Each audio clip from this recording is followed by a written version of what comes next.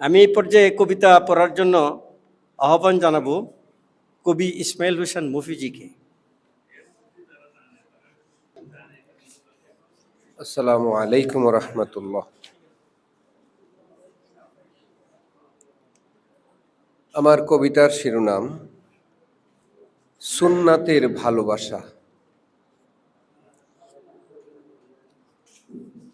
কানা ইউহিব্বুত তিব ওয়া ইয়াতাতায়্যাবু কাসীরা।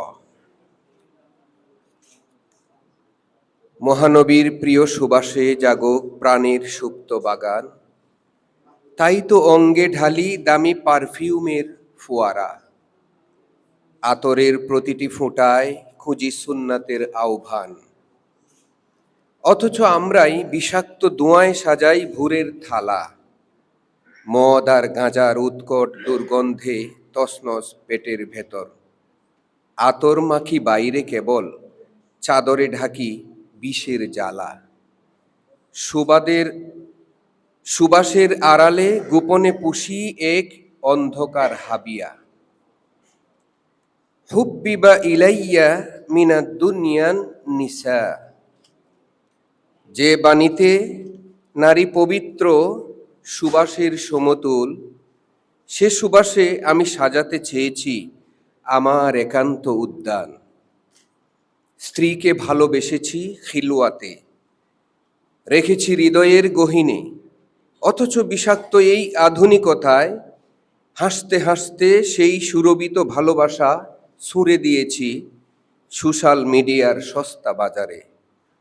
প্রদীপ্ত জ্বলবার কথা ছিল ঘরের নিবৃত কোণে, অথচ আমি তা নিলামে তুলেছি অচেনা ভিউ আর ডিজিটাল করতালির জংকারে।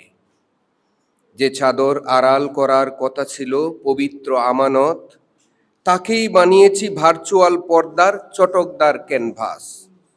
সুবাসের আড়ালে এ যেন এক আত্মম্বরী আলোর চাটকারিতা। ওয়াজুইলাত কুররাতু আইনি ফিস সালাহ।